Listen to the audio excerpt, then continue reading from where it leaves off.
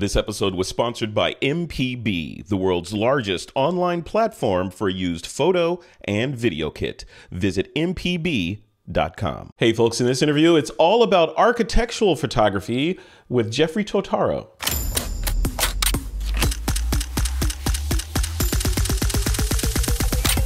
This is TWiP. Hey, welcome back to another episode of This Week in Photo. I'm your host, Frederick Van Johnson. Happy New Year again. Today, I have my friend, Mr. Jeffrey Totaro, on the show. He's kind of our resident This Week in Photo architectural specialist. Knows everything there is to know about architectural photography, and he has a body of work to back that up. We're going to be talking about that, kind of a state of the union in the architectural industry. What does it look like right now? What does the money look like? What does the effort look like? What are the differences between that and other genres of photography? All that and more, I'm going to try to get to in this interview. Jeffrey, welcome to the show, man. How's it going? Hey, Frederick. Great to see you again. It's good to see you too. It's always a pleasure. I always learn so much when I'm chatting with you about this stuff. You know, first of all, let's kick it off. For the folks that may not be familiar with you, you've been on the show a couple times, but let's reintroduce you and so folks know what your pedigree is when it comes to architectural photography. What's your elevator pitch when people say, "Hey, Jeffrey, what do you do?" Sure thing. Well, I like to always start off just with I actually used to be an architect and structural engineer. So that's what my education is in from Drexel University in the Philadelphia area here. And I was always interested in photography. And then through learning photography in high school and things like that, it seemed like I was interested in being an architect because I was photographing buildings. But looking back on it, I was probably more interested in being a photographer. But I'm actually really glad I took the path I did. So I studied mostly engineering, but also architecture in college, and then worked for a large architecture firm in Philadelphia through Drexel's cooperative education program, and then also full-time for about 5 years after I graduated. But about halfway through that 5-year postgraduate period, I really got into photography, and I discovered the 4x5 view camera, the film camera, back then. And that was the tool at the time for architectural photography. And something about that camera really clicked in my head about just the deliberate nature of it. You have to be, it's very sort of slow and methodical. You really have to commit to a shot because it's cumbersome and expensive in terms of film and processing to take a photo. So that whole process really appealed to me. And so I took an opportunity back in 1996 to work with another photographer in this area, Tom Crane, who I learned tons of things from, pretty much everything I know. And so I started working with him full time in 1996, and then slowly transitioned to working on my own. So that's kind of the brief idea of how I got started. So these days, most of my clients are architects or contractors or anyone involved in the building design and construction field. So that's how I spend most of my time, and those are the clients I shoot for most. I love it. I have a ton of questions. One of the main, let's start with fundamentals of this stuff. I'm going to try to ask questions that I think people that haven't done architectural or real estate photography, they haven't played in that genre but are considering it. And what are the questions that person might ask? So the first question would be, just like I kind of alluded to, the differences between architectural photography and real estate photography. Are they the same thing? Is it just a factor of invoice and where the comma is? Like what are the differences? Right. Well, that's certainly one difference, and we can address that. But I like to describe it as the difference really is the audience. So when you're shooting for real estate, the audience is the realtor and basically the general public who's looking to purchase a home. And real estate photographers make plenty of effort, but it's really just at the end of the real estate transaction, the photos are kind of just put to the side, and they move on to the next listing. Versus architectural photography, where your client is the architect or interior designer, particularly them, but still even contractors and other folks involved. But the architects and designers, it really represents their design legacy. They really it represents their firm. If you think about some of these books of the great architects of the world, these monographs, they're recording their work project by project over decades, and so they're very, very tied to the idea of having their photographs. The photographs represent their work over the years. So versus again back to real estate, where it's a little bit more about, it's very sort of transactional, a little more of a commodity.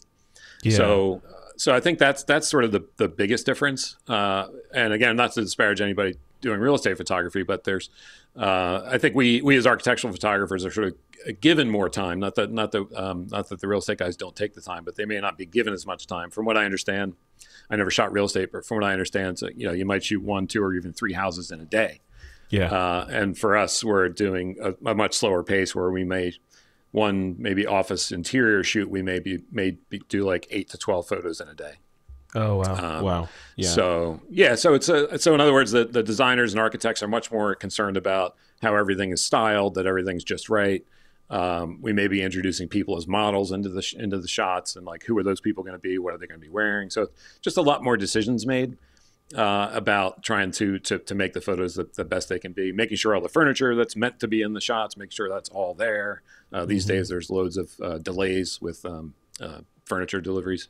Yeah, yeah. So that sort of thing. So it's sort of the level of expectation of how the photos are going to be used and what they're used for. So, and it's time too. And it sounds like the real estate photographers I speak to, exemplary, is that the right word? Let's see, really good at their craft, right? Yeah. So those folks are really good at their craft. They know what they're doing, but they're still, like you said, they're under time constraints, right? So they might say, hey, I have to knock these 3 houses or 2 houses out in a day, and I'm only getting paid a certain amount. So it's usually, if I'm correct in my thinking, they're usually a one-man solo operation where you're going out with your gear and you're shooting it, and then you're done and process and send off to the realtor or whomever the client is.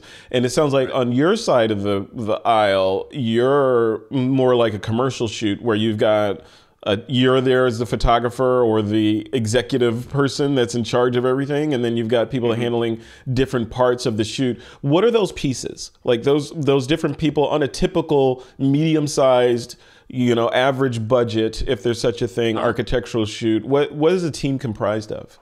Well, sure. It's a good question. So on my side, it's usually me and at least one assistant. And I have one full-time person, Brian, and then I have some other freelance people that we draw from. So it's at least one assistant. Sometimes we have 2, depending if there's something, either in terms of scale or a number of shots or something that we're trying to accomplish in a day, we may have a second assistant. And on the client side, the best example is like the medium to large architecture firms always have someone who might be in the role of called like a marketing coordinator. And this is a person who, in their day-to-day life in the office, is just helping them to land work, and also managing the photo library and things like that. So that's often the person I'm interfacing with in terms of scheduling and booking the shoots. And so I'll hear from that person. We'll schedule a shoot, and then on the shoot, they'll usually bring, because most of my clients do like to have people in the shots. And let's say this is maybe an academic project. We may draw from students that are in the space. These days, that can be sort of hit or miss if the place is in session or not. So if it's the case that we can't expect or we can't rely on the idea that we may be able to use some students that are in the space, then particularly one office I work with, Voith and McTavish, they always bring like half their office to be models, which is great because then we have perfect control over everybody. We can set up the shot, get all the lighting done, get all the furniture in the right place, and I'll shoot it empty, which helps with post-production. And then we'll do extra exposures with the people. Yeah, okay. So to answer your question, we'll have at least that marketing coordinator person.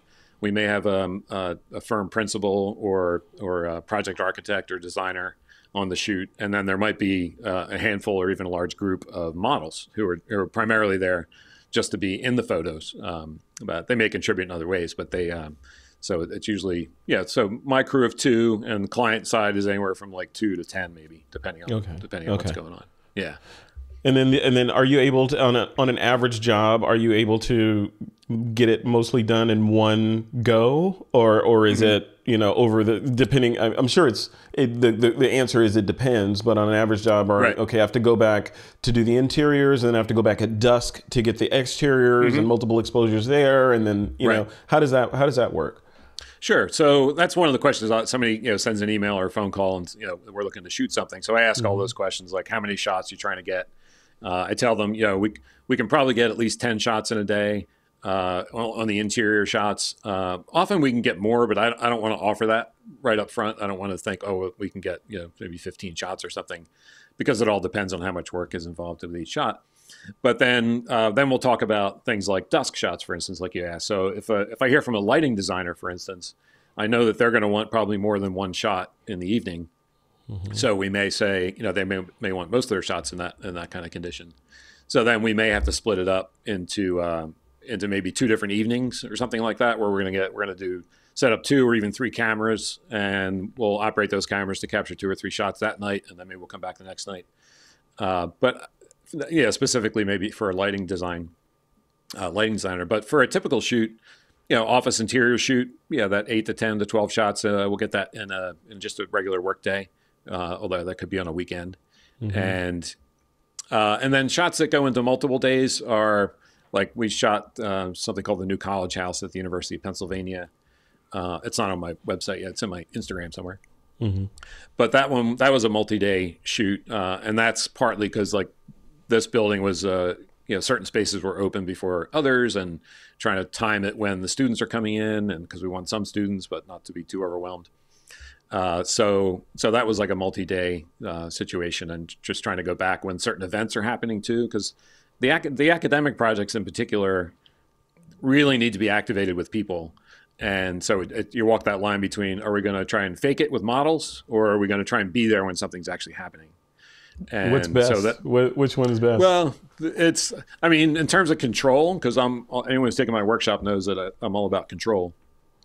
So it's better to just be able to place the models and put them where you want them and things like that. But it's often the case that we don't have enough models to fill a space. So that's where it's like, all right, let me get some help from the what I call the ambient people.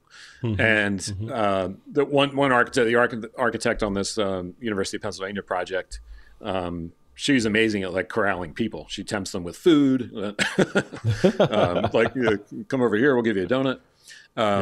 So that there's a lot of energy put into that, just trying to get the people in the shots, because you can execute a very competent photograph that might not have any people in it, but it's just more animated and feels more alive, obviously, when there's people in it. So often that can be the biggest challenge, and also the biggest thing that drives the timing of the shoot, like you're asking.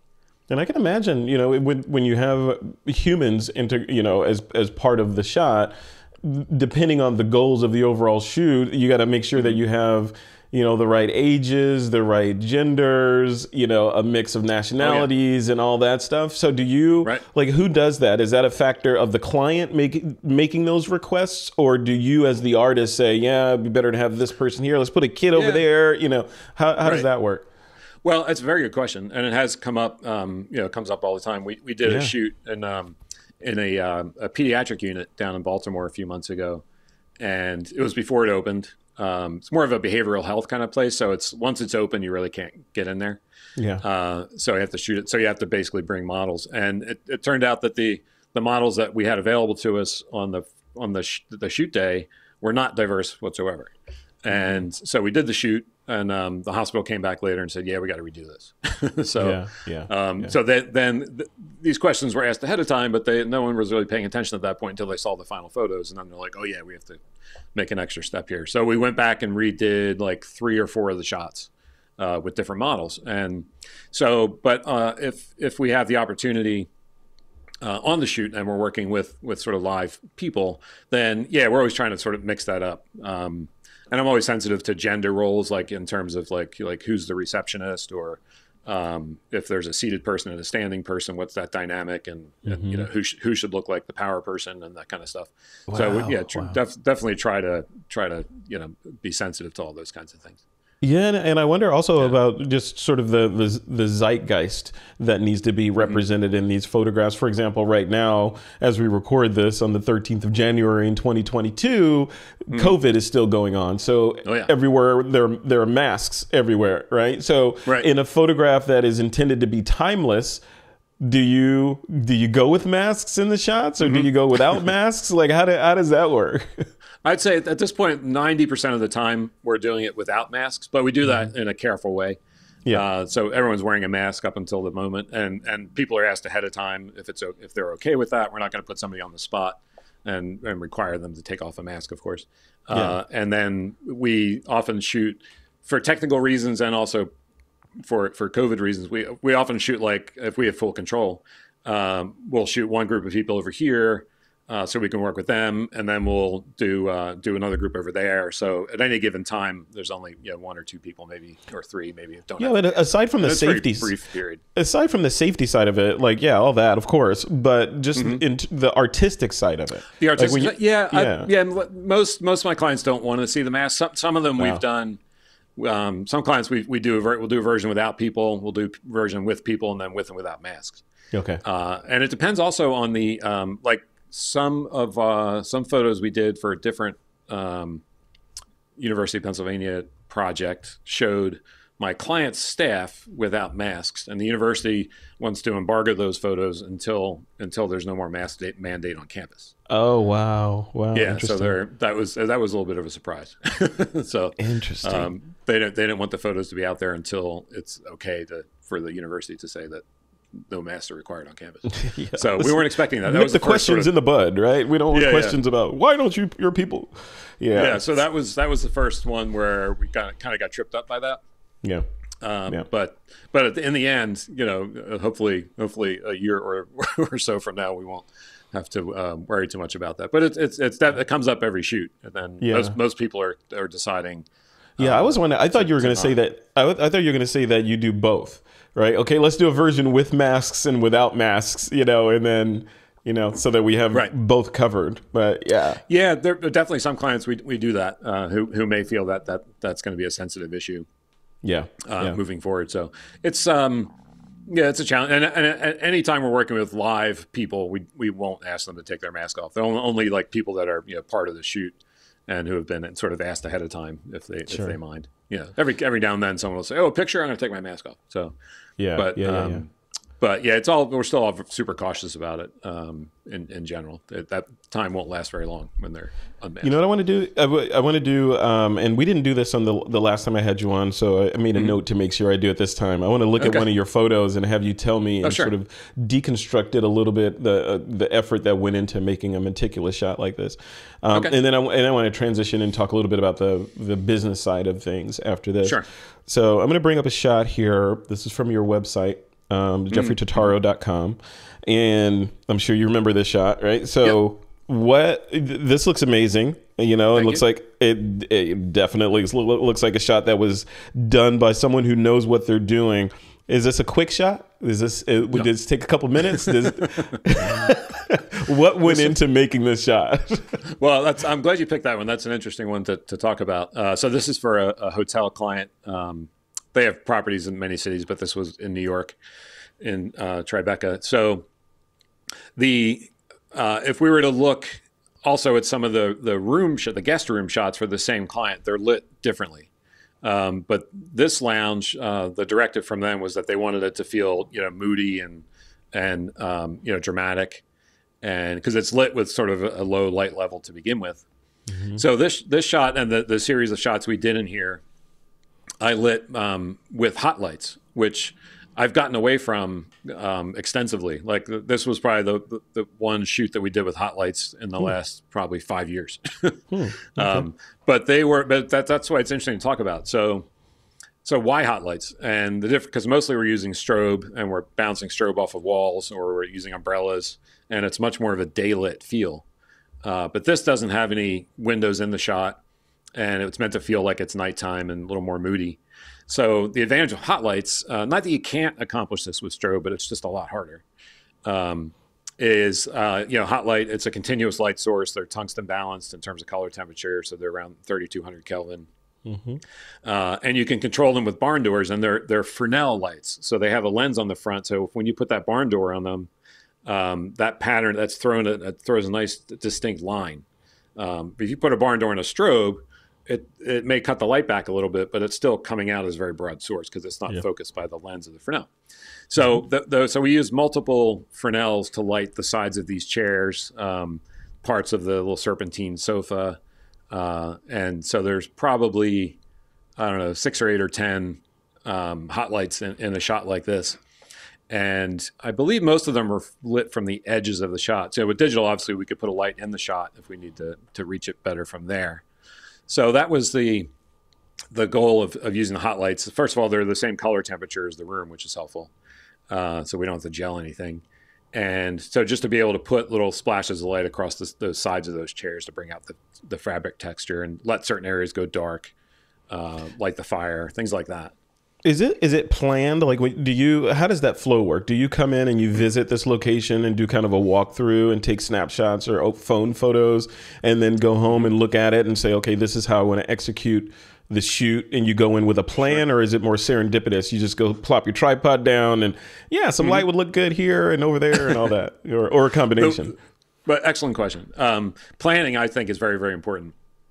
In this particular, well, let me give the general answer first. So I do prefer to scout a project ahead of time, if at all possible. If a client says we need 3 shots of an elevator lobby and a reception area, I might be like, okay, we don't have to scout that. I kind of know what to expect. But if it's something like a hotel, any kind of full new building for sure, multi-floor office space or something, it's always helpful to scout for technical reasons and also to help the client decide which shots are going to look best, right? So you don't spend an hour or even 2 on the shoot day looking around and trying to scope out what shots you want to spend time on. Yep. So that's super helpful. I'll take snapshots and we'll review them over a PDF or something, and the client will select which shots they think are best. In this particular case, I had been to this hotel as they were rolling out the renovations several times. So I had a sense of what this space was. I hadn't seen it furnished, but I knew that it didn't have windows, and they told me that, they want to keep it kind of moody and everything. So we made sure we had the hot lights with us for this particular one. But that's always helpful. The sort of shooting from the hip can work, because I have a lot of experience, so we can always pull something off. Mm-hmm. But I always think it's better to scout ahead of time, just so you have a plan, and so you can consider, what might be the best approach for anything that might be different, like this particular shoot. I love that. Yeah. And then how long were you there on this one? Was it a couple hours or yeah, like this, I think we did like 4 or 5 shots in this space, and we probably spent about 4 to 5 hours total on the shoot. So roughly an hour per shot, I think, but maybe a little bit less. Mm-hmm. And that's partly because when you're working with the hot lights, you're trying to really just put a splash of light here, put a splash of light there. So you have to, as soon as you put up the first light, you're like, oh boy, we need more. Because you like the effect, and you're like, okay, we got to do this everywhere. Versus working with strobe, where you could put one umbrella on the left side and get a nice rake of light across it. But it's much broader, and it fills in a lot more. So it does a lot more work in that sense. You're sculpting. Yeah, you're sculpting with it. Yeah. Really, really interesting. Wow. And then, so I can't remember exactly what I have on my website, but if we were to look at a guest room shot from this same project, same building, that's lit with strobe and just a very daylit feel. Doesn't have any artificial lights on. So just in the same project for the same client, 2 completely different lighting approaches based on the mood of the space. Yeah. So there's exactly. Yep. Yeah. Okay. So that's just all daylight and filled in with some strobe. None of the artificial lights are on. Wow. And so that's so completely different approach lighting wise. Wow. I'm really glad you picked those 2. That was good. Yeah, these are beautiful. All of them are beautiful shots. Oh, thanks. I love this. Thanks very much. Yeah, and it's interesting when I look at this body of work. I look at the shots and just sort of scroll through them. As a photographer, the obvious question that pops up is gear. Okay, what is he doing? If you, right. on both sides, lighting and capture, right? So we talked about the lighting a little bit. You're using strobes when appropriate, or hot lights when appropriate, et cetera, or even ambient when appropriate. But on the camera side, can I do this level of work with my iPhone, Jeff? Do I need a Micro Four Thirds, full frame? What do I need? Right. What do I need to do this? Right. Well, I mean, the iPhone is getting pretty close. You're right? It is, right? Unfortunately, yeah. It's getting pretty darn good, I have to say. That's the quote from the architectural photographer. Yeah. The iPhone is getting pretty close, unfortunately. Yeah. We fear the iPhone. Yeah. But to answer your question, you can do very competent work with a DSLR or mirrorless camera. I do recommend, most people are familiar with these shift lenses. Notice I leave the word tilt out of that conversation. Mm-hmm. Yeah. Tilt's a whole different thing. We don't really use that too much in architectural photography. And those who know how to use it can use it correctly, but it's more about the shift. So that's giving you the perspective control that for those who aren't familiar, we as architectural photographers like to keep all our vertical lines parallel to avoid that sort of keystone effect. Yeah. Yeah. So, but for me, so yeah, if you're getting into this kind of work, real estate photography, architectural photography, a Canon body with Canon's 24 and 17 millimeter tilt shift lenses are excellent tools. You shouldn't feel badly whatsoever about using those. And the great thing is these days with all these mirrorless cameras, you can adapt those lenses to. So we've used the 24 and 17 tilt shifts on Sony bodies. I just got for my associate photographer Brian the Fuji GFX 100S, and we can, with an adapter, we can put those lenses on there, and yeah, they do cover medium format, which is great. Yeah. So yeah, you can totally do architectural work with those sort of cameras, no problem whatsoever. Would you ever do it with an iPhone? Would you ever consider going in and just to see if you could? Well, I've made a few, because you can make perspective corrections on the iPhone too. So I've in order to show a client what I had in mind with something, I'll sometimes make a few corrections and say, like, here's kind of what I had in mind. If that's the only tool I have, not for a finished photo, but just to communicate an idea. Yeah, and that works pretty well. But for me, as I said in the beginning, I started out with the 4x5 camera. So that camera, all of your perspective control is done what we call in camera. And it was obviously a big sheet of film and super high quality. So when I got into digital photography, I was very interested in maintaining that kind of workflow. Yeah, you could make corrections and post, but I wasn't super interested in that. And at the time, I mean, the Nikon, whatever camera was out, it was 5 megapixels. Yeah. And it's like, okay. And I'm coming from 4x5 film. So I waited a little while. And then phase one, the medium format people came out with the P25 and P25 Plus back, which was 22 megapixels, which is okay. It's almost 5 times what was available in DSLR. So that was a good way to go. So I got into that. And then fast forward to today, a little show and tell. This is the camera I use currently, which is, I'll try not to drop it. So this is the phase one digital back, which is the IQ4 150. It's a 150 megapixel back. Yes. Yeah. I know, it's insane. That's crazy. Yeah. And then the lens, this particular lens is a 23 millimeter on full frame medium format. So that's pretty wide. Maybe it's close to like a 17 or something in the DSLR world. But the fun thing that this camera does, this camera body, and this is made by our Swiss friends at Alpa. They make these lovely bodies. So this camera, you can do in-camera perspective control because I can manipulate where the digital back is. So this is what we call lateral shift. And then again, trying not to drop it. But I got the wood handle in here. And then here, that's probably easier if I show it like this. So you can do lens rise and fall from here. So similar movement to a shift lens. Yeah. On a DSLR. But this just gives you the ability to do compound movement. So I can shift the lens up or down, and I can shift the back left or right. And that's what you were doing when you had your 4x5 camera, right? That precisely. With the bellows on there, you're able to change the lens plane independently of the film plane, right? Exactly. That's exactly what it is. And so those are the movements that we as architectural photographers are used to having. So I think because I started in film and with 4x5, that's the way I wanted to continue to work. And this system it's certainly not overkill for what I do. It's definitely an awesome tool for what I do, and I love using it. But it's not required if you were interested in doing it. It's I like it. There's just lots of reasons. I like the in-camera controls, like I said. I really enjoy working with great tools, and Alpa and Phase One just make amazing products, and they're just what does that set me back if I want to go pick one of those up from Best Buy tonight? What am I paying? Yeah, you just go to the drive-thru. Yeah, it's an impulse buy at the checkout, right? Yeah.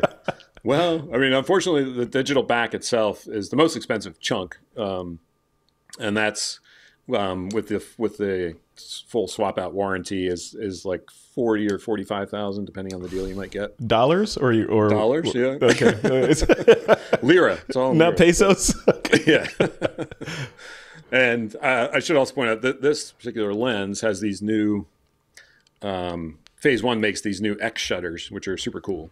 So these replace the old mechanical Copal shutters that we used up until very recently, that were have been out of production for almost 10 years, I think. So these are awesome. So what I'm not showing is the cable that connects these two. And Phase One, to be fair, makes their own body called the XT camera, which is a very nice camera too. And all the communication happens through the camera body and doesn't require the cable like this one does. But these lenses are quite expensive with this shutter. This 23, I think it's like $12,000 for that one lens. And then the body's, a nice handful of money. Yeah. But so just all that without the body is $52,000 right there. Right. Yeah. Yeah, but I mean, it's like, the lenses, I mean, these are new lenses for me, but I've used them in the past in different mounts. I got away from them for a little while and then came back to them. But I mean, these are, I don't anticipate ever having to purchase other lenses because these will work just fine for that's that smart mentality of buying the best, and then that's what you're going to use, and you're not every couple of years a new shiny object shows up and you got to go get that. You already have it. No, exactly. So we'll see what Phase One comes out with next in terms of the back, but this back has amazing features, and they keep adding really nice firmware updates to it. So I don't anticipate even if they come out with something new, I'm like, I don't know what else would tempt me because it does more than I needed to right now, and it's super pleasurable to use, and the files are ridiculous. So I can imagine. I mean, you could probably see into the future with the right. the DNA of each pixel. You can just zoom in and see a lot. Wow. Yeah. What's nice just briefly about these lenses? Yeah, they're crazy expensive, but you can shoot them wide open at f4, f5.6, and they're sharp to the edges, and so that's just one super nice thing about them versus when I was using the Canon lenses on the Phase One, which is a whole different discussion. I had to shoot those at like f11 all the time to get them to be sharp, even close to the edges. So that's nice flexibility to be able to open up much more if I need the extra strobe power, just shorter exposure. So is that the, like, I'm showing for the folks that are listening to this, and by the way, we're showing a lot of stuff in this episode, so head over to thisweekinphoto.com or our YouTube channel to watch this video.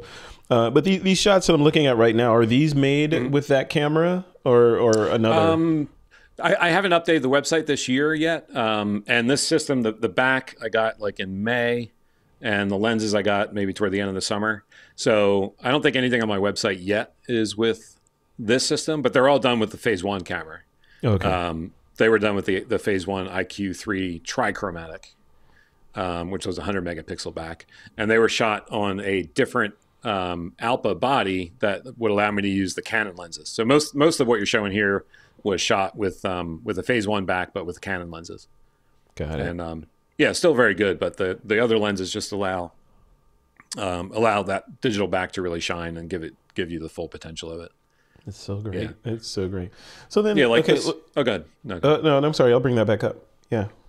I just when you're talking about like the people and the planning and such, so this particular project in Baltimore for Ballinger, we had was it before the pandemic? Yeah.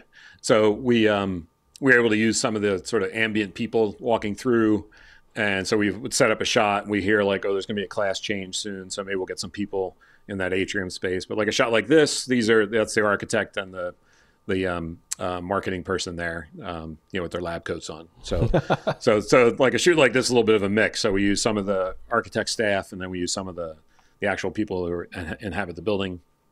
So it's just a mix, but just to tie it back to the earlier conversation. Yeah, beautiful work. Thanks. So then, okay, so now, and I know we're running out of time, so I always have a million questions to ask, and I only get through the first ones. But, looking at this work, and then kind of looping back to our earlier discussion about the differences between real estate photography and architectural photography, specifically with regard to pricing. So what are we looking at for, and I know it's across the board, but on average, someone hires you to come do a series of images for some high-tech Silicon Valley firm or New York or New Jersey or whatever. What's the check they're writing for that? What does that look like? Yeah, it's, like a typical full day shoot for me is somewhere between $3,500 and $5,000. So that's fee, post-production, assistant, maybe travel, maybe some, potentially there's some retouching in there.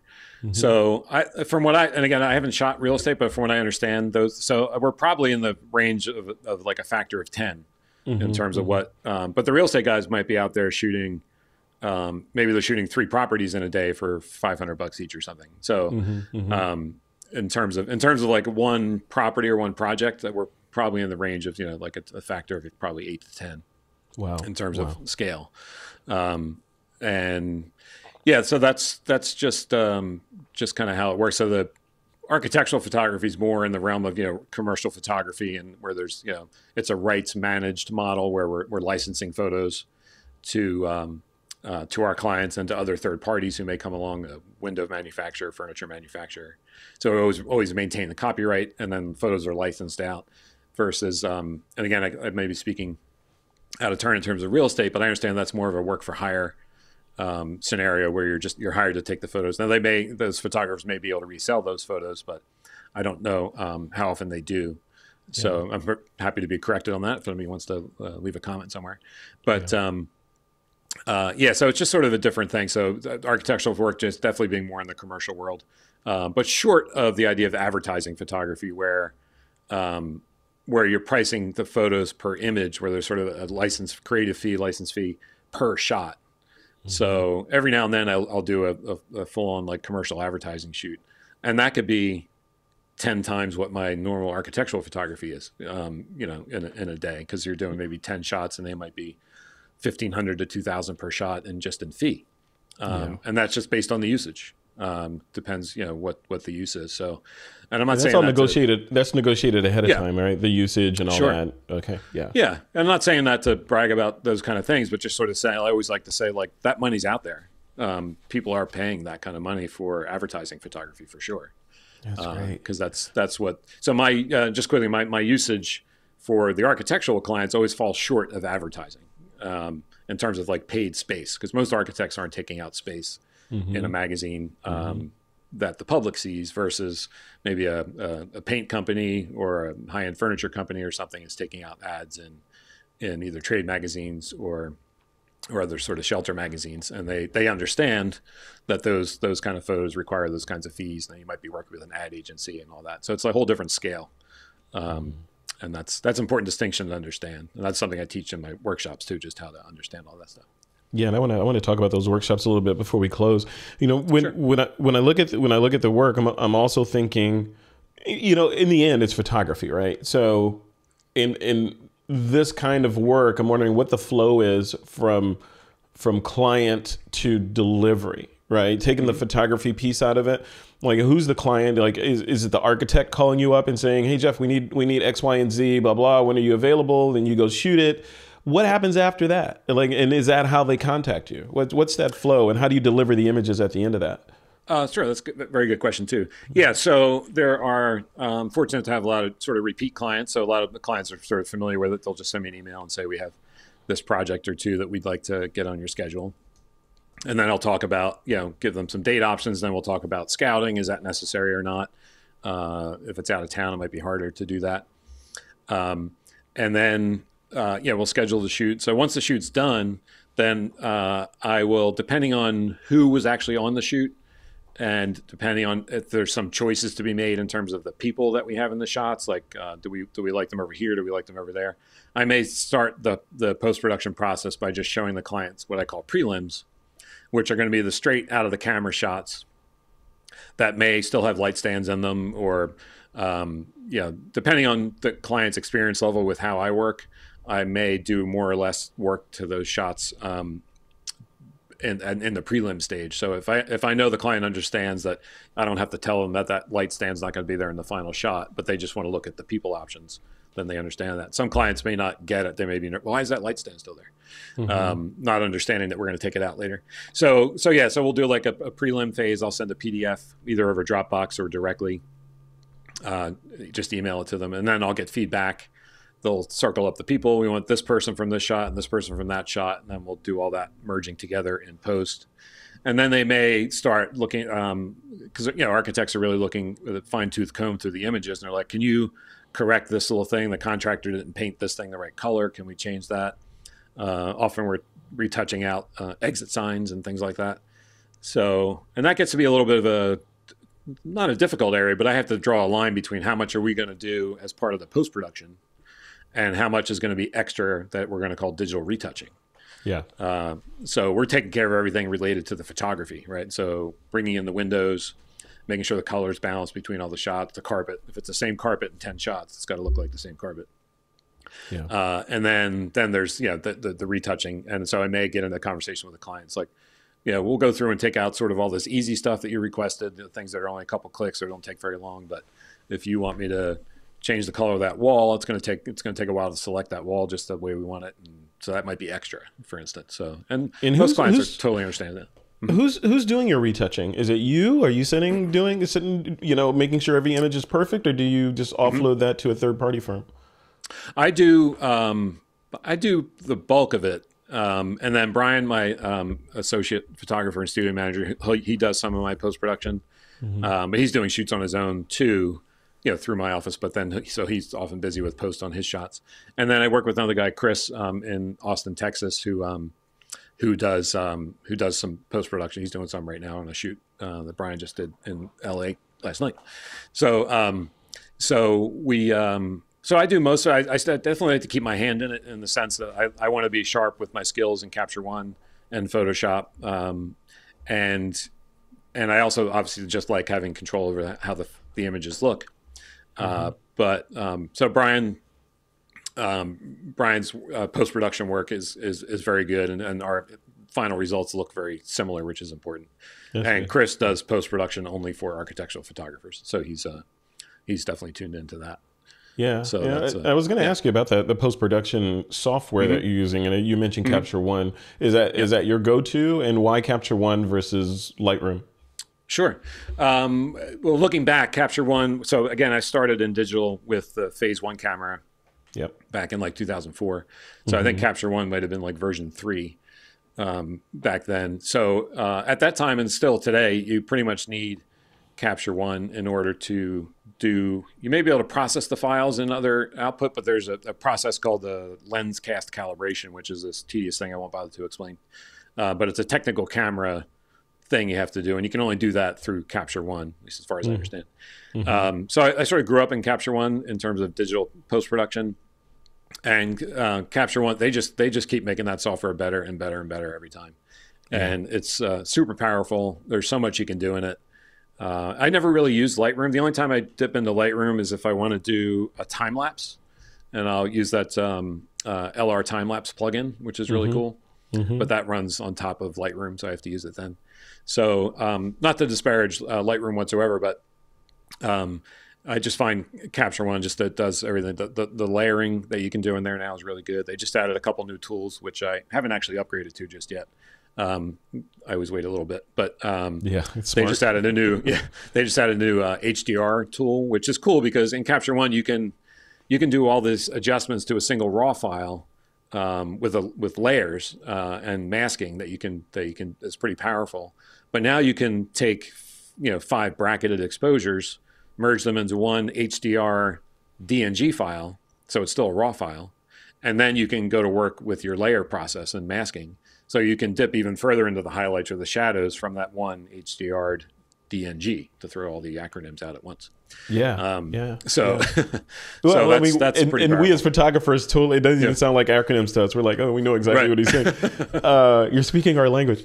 But are you, what percentage of your time are you spending in Capture One on a given image? I know, again, it varies, right? But are you doing the bulk of the work in Capture One, and then you jump over to Photoshop for surgery? Like, okay, I got to remove a light stand or that kind of thing? Or is it 50-50? How does that work? That's a great question. So mostly I do take advantage of the layering capabilities in Capture One, but I don't exploit that to its fullest. And not because I can't do it, but because I bracket everything, so I'm always shooting everything bracketed, probably just one stop apart. But it's rare that I need to dip into one raw file and really work it to death. Sometimes we do if we're shooting something that's super live situation where that's what we have to do.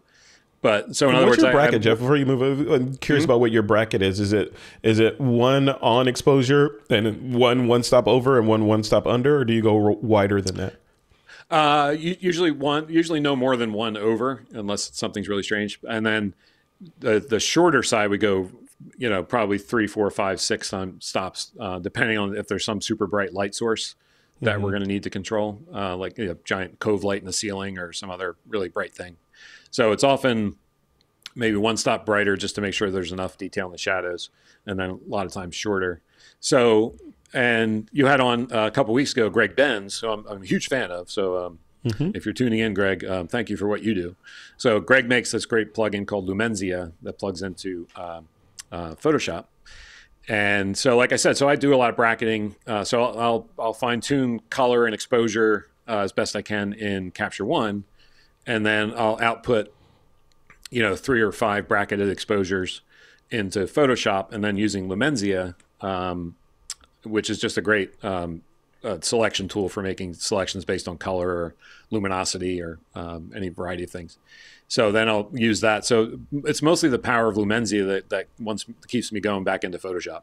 So he's done such a great job with that it's hard not to use that. So, but Capture One's definitely great for fine tuning the color.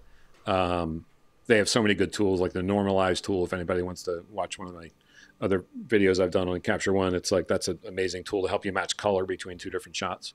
That's a perfect segue. That's a perfect segue into the resources that you have available, that you've made available to people that are interested in this genre, but then also the workshops that you're doing. Can you talk about all that a little bit? Sure. Yeah, I've done. There's a handful of things online. Like during the 2020, I guess I did a Capture One, like an hour-long thing with Digital Transitions from New York. They're the Phase 1 dealer I work with. Lance Shad, who's a friend and my salesperson over there, he invited me to do Capture One for architectural photography. So I just went through. So that's on YouTube under their Project Lemonade. You can probably find that pretty easily.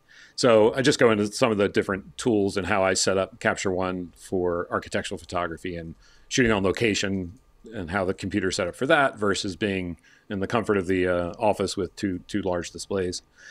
And then I do teach. I've been teaching since 2008 a architectural photography workshop, which is down in West Palm Beach, Florida, and it's normally in person.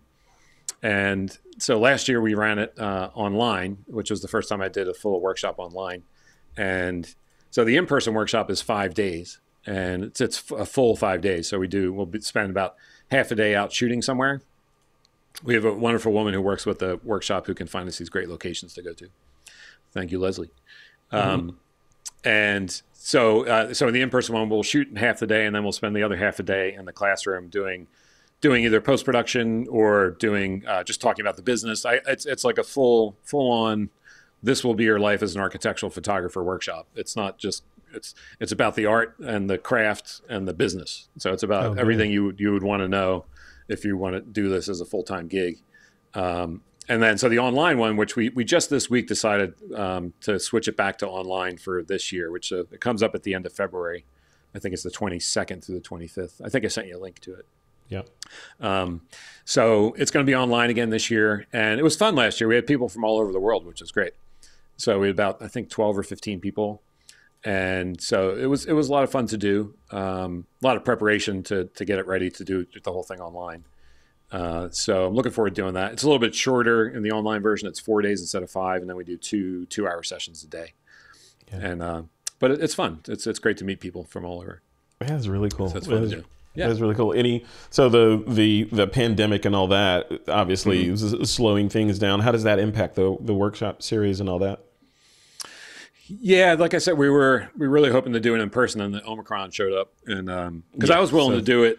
Yeah, I was willing to do it in person, but with masks and a smaller group. Yeah. But the online version is the next best thing, right? Yeah. Yeah, and the online. I was emailing a woman yesterday who was asking because she had signed up for the in person, and she's a little disappointed that we're going to do online. And I said, you know what? I said the amount of information per minute in the online is much higher than the in person, because the in person's fun and you meet people and you travel around together and you shoot together and you all work together, and that's a great experience too. But in terms of just like the amount of information that's delivered, the online one is sort of more efficient in that way, because you're just there focused on certain lessons and certain aspects that we're talking about. So they each have their advantages, but the in-person one's definitely fun. And going down to Florida in February is always a benefit. It seems like it seems like the online version would be kind of like your 101 201 version, and then the in-person is the 401, kind of, Yeah, a little bit. Yeah. Take it to the next level and, Right. like fine tune your craft and really get into it. I like that flow. Yeah. So it's there's definitely a lot to be gained, I think, from either one. So I think they're both fun to do, and I think I hope the students get a lot out of it. Well, Jeff, thank you for coming on. It's always a pleasure. I always leave these conversations wanting to be an architectural photographer. That's good. I'm like, I want to do this. This is amazing. Yeah. But for folks that want to reach out to you and maybe take your workshop, I'll have the links to all this stuff in the blog post and in the description on the YouTube video. But let us know, where do you want people to go to connect with you and reach out? Sure. Yeah, my website's just jeffreytotaro.com, and you can find me on Instagram also at Jeffrey Totaro. And the workshop is run out of the Palm Beach Photographic Center, and they have a simple URL, which is just workshop.org. I don't know how they managed to get that one, but they sure did. How did they get that? Yeah. So if you just Google workshop.org and then Totaro, my class will pop up there. Okay. So if anybody has any questions about that, be happy to answer those. But I always appreciate the opportunity to come on, Frederick. It's always fun to chat with you and see what you've been up to as well. So thanks for the opportunity.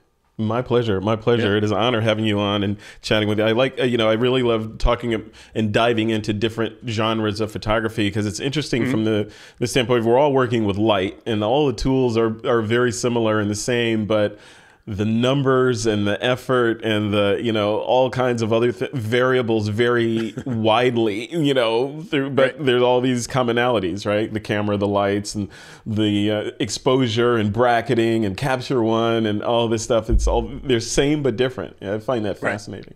It's really that's cool. great. I love watching your show too. I'm always tuning in to see the other guests that you have on. So it's always fun.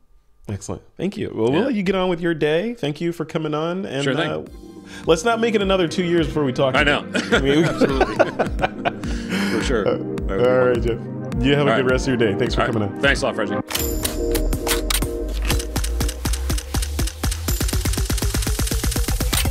This is TWiP.